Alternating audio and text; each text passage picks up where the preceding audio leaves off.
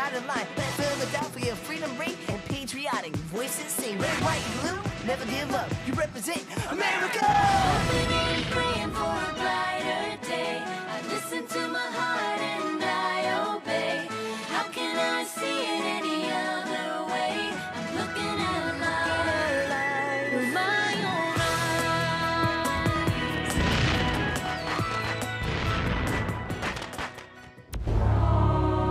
Here are some exciting scenes from today's episode of Liberty's Kids. Congress has lied to us long enough. Think of all we've sacrificed to win this war. I fought 6 years and not a penny. The time has come to take matters into our own hands. Without justice, the army is a powder keg ready to explode. And right now, I have no idea how to prevent it.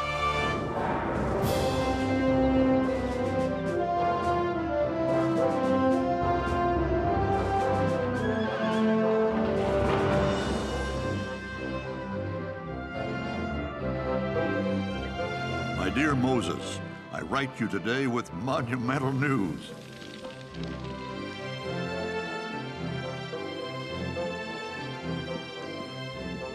Forgive me if it's not in my own hand, but my gout's been acting up again.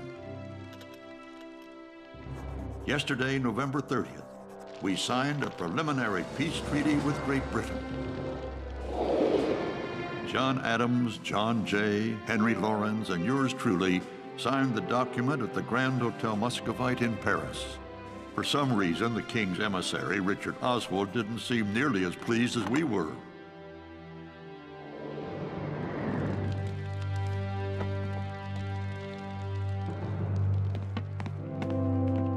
Liberty is ours, though one troubling question remains. We've won our war, but can our new nation survive in peace? Dr. Franklin, forgive me for interrupting, but I'm in an absolute state. The British ministers refuse to let me paint them signing the peace treaty. I won't be able to finish. Look at it this way, Mr. West. You must abandon a painting. The British must abandon a country.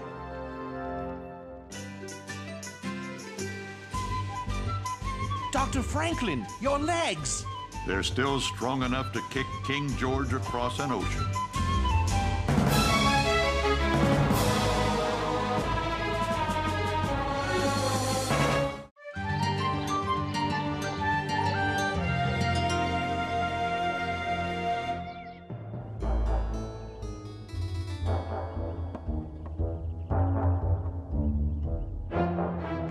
Henri, at least pretend you have manners. Wait for me. Sorry, it just smells so good.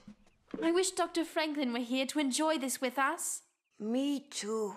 Can you pass the beans?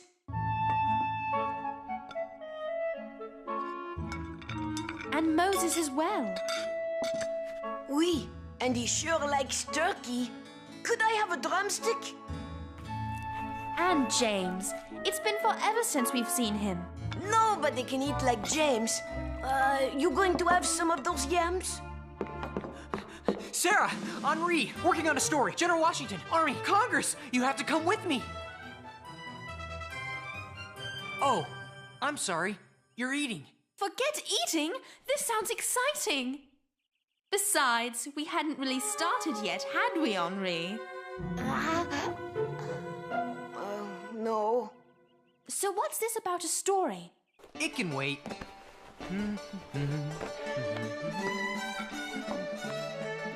I haven't eaten all day.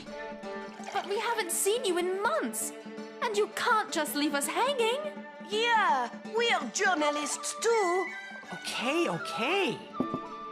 What if I told you General Washington could have had the chance to become King of America?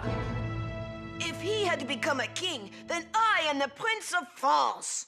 I don't understand. Didn't he fight to get rid of a king? I'd better start at the beginning. Remember how I went to visit General Washington and the Continental Army?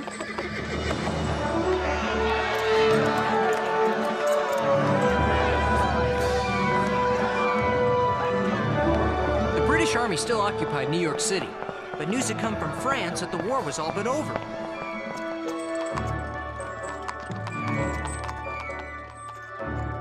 Whoa, Caesar, time to eat.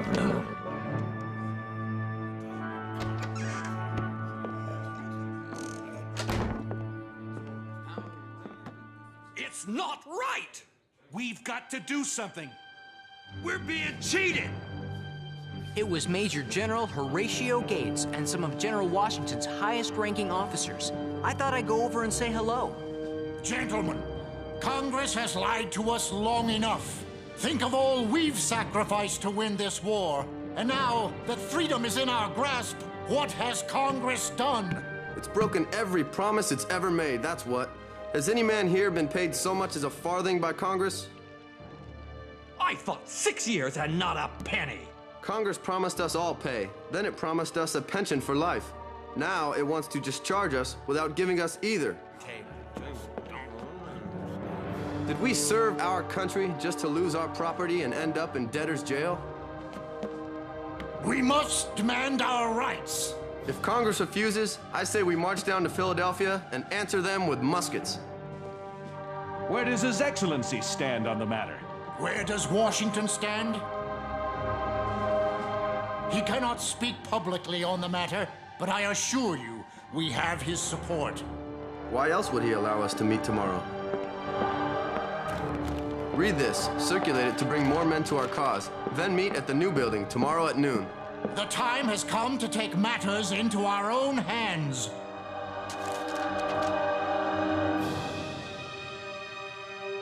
If you have sense enough to discover, and spirit to oppose tyranny, whatever garb it may assume, awake to your situation. If the present moment be lost, your threats hereafter will be empty. What they were talking about sounds like armed rebellion. It's mutiny. This is the second such letter to be circulated amongst my officers. I ordered them to postpone their meeting, hoping they would reconsider. Obviously, they have not.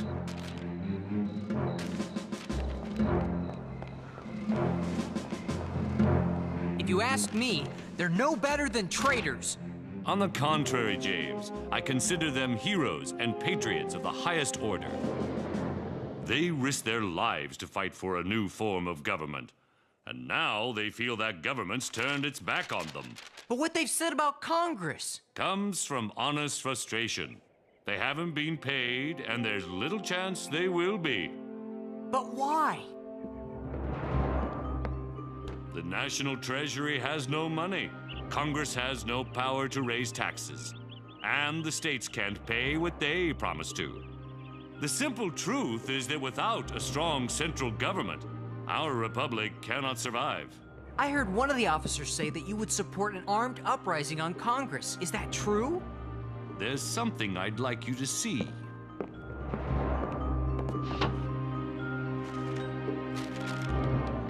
This was sent to me by one of my officers not very long ago. He's asking you to become King of the United States. He's saying the army would stand behind you. Have you ever heard of Caesar?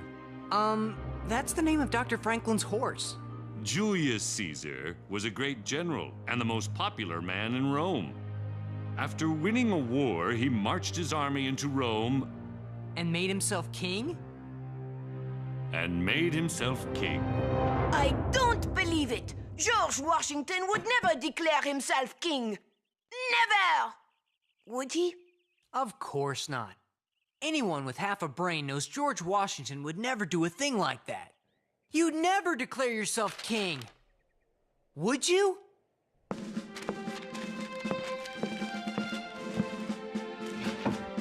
No, James, the very idea is abhorrent to me.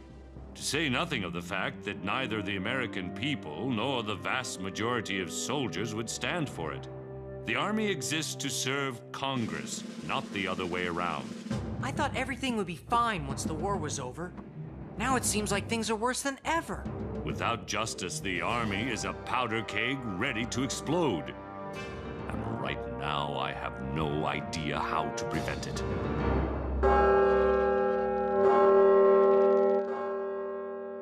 James Madison, delegate from Virginia, now has the floor. Gentlemen of Congress, we have no power to act. We have failed to live up to our promises. Now, General Washington warns of an armed uprising against us. Armed uprising? Outrageous! Who are these men? This must not stand! The army shall not rule. If we do not find some means to pay these honorable men, God only knows what will happen next.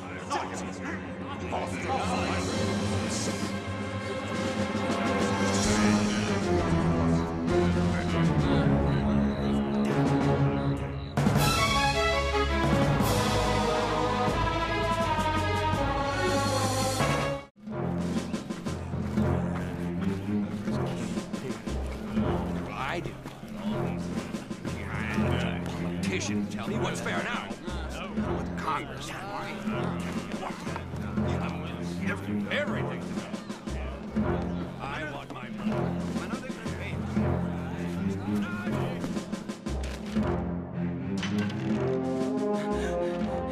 me? General Washington! The officers at the meeting hall! I've been composing my speech. It will be the most important one I'll ever make.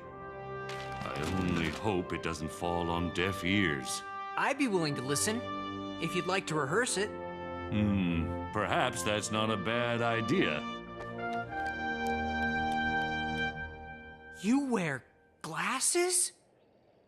Sir? I've kept it a secret. It's not something a commanding officer wants his men to see, unless... I've got to get over to the new building. But what about rehearsing your speech? I just realized that what I say is far less important than how I say it.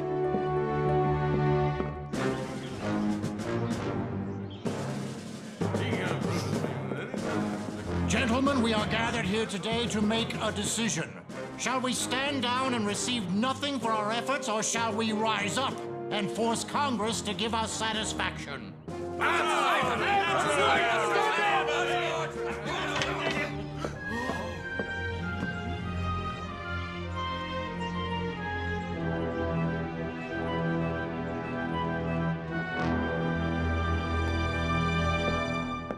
With your permission, General, I would like to address the officers.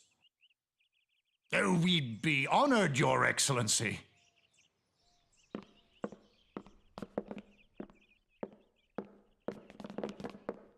Gentlemen, I am well aware of your concerns and have written to Congress requesting a fair settlement. I ask you to be patient. Why should we? We've waited long enough. Shh! Let him speak! I also ask you to remember all we've been through together. The hardships at Valley Forge. Our victories at Trenton and Princeton.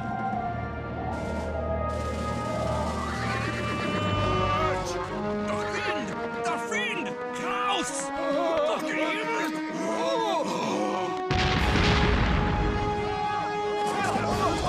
And Yorktown.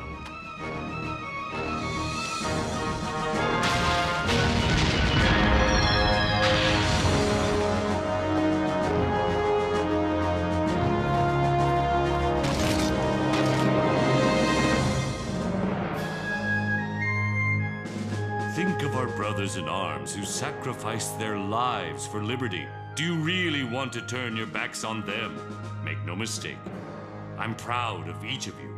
And because I am, I'll do everything in my power to prevent you from disgracing your previous glory. One moment. Gentlemen, will you permit me to put on my spectacles? I don't believe it. I had no idea. His Excellency wears eyeglasses? I've grown gray in your service, and now I'm growing blind.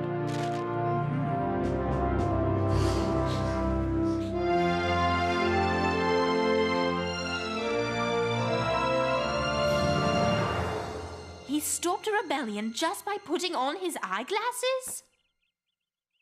They had sacrificed a lot for their country. But when they saw how much Washington had sacrificed for them... What happened to their rebellion against Congress? It ended right there. Washington walked out, and the officers voted unanimously to reject any acts of violence. In fact, they agreed to let Washington work out a fair payment for them from Congress. Did he? Full pay for 5 years. It sounds like they would have followed him to the ends of the earth. They didn't have to go that far.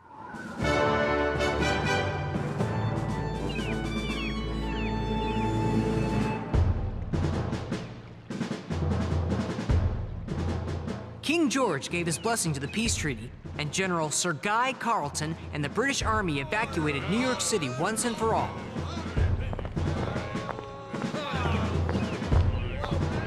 The Americans want their own country so badly. Well, they can have it. Julius Caesar made himself a dictator. But you know what George Washington did?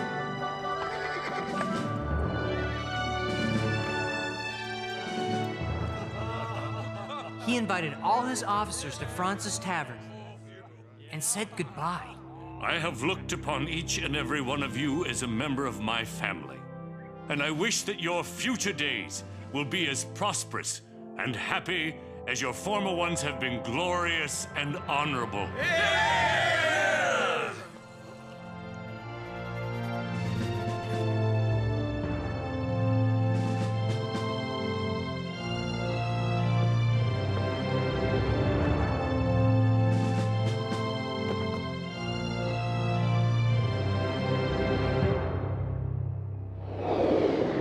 You know what I'm going to put in my story? Washington was strong in war, but even stronger in peace. Were you really there at the tavern? This is the mug General Washington used to toast his men. I told Mr. Francis, the tavern keeper, that I wanted to give it to Dr. Franklin. I declare that no one will ever be allowed to wash this mug. What did General Washington do after saying goodbye to his officers? I almost forgot. That's what I came here to tell you. He's gone to Maryland to address Congress. We may still be able to get there in time to see for ourselves. That is, if you're interested. I wouldn't miss it for the world.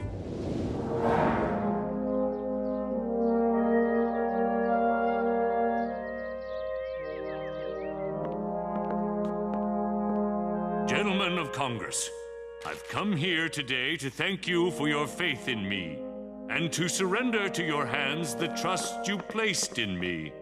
When I accepted my commission, I was afraid I wouldn't be able to live up to your expectations. But I gained confidence from knowing that our cause was just. If I may, I'd like to speak of the debt I owe to the Army, and in particular to the members of my staff. A better group of men does not exist anywhere. I am fortunate to have served with each and every one of them.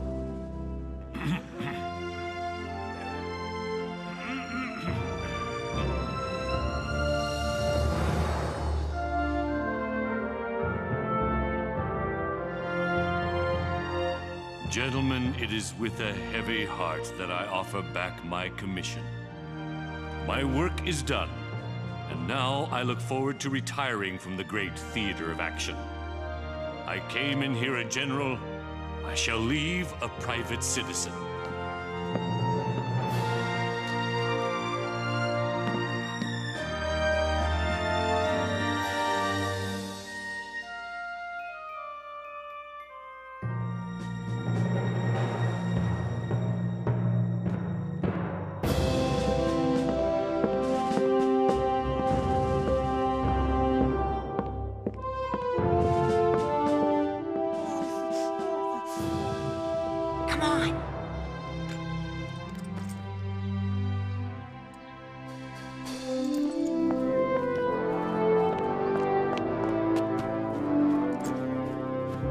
General Washington, sir?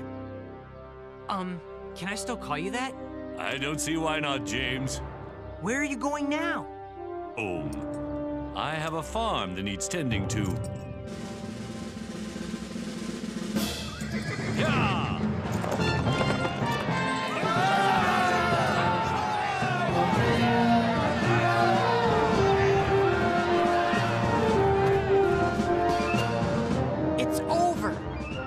is really over! It's over! Huzzah! It's over!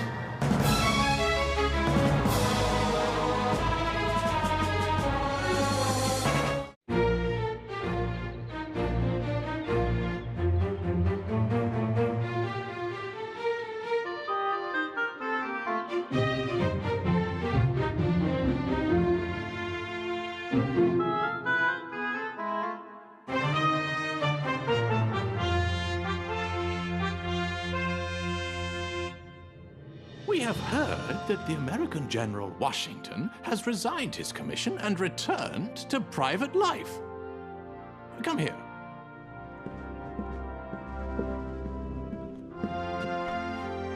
The country could have been his for the taking. I believe it to be true, Your Majesty. He's returned to the life of a farmer. If it is true, then George Washington is the greatest man alive.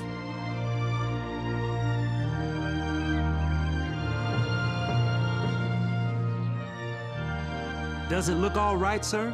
The dove of peace, exactly as I saw it in my dream. If anybody needs me, I'll be surveying the orchards.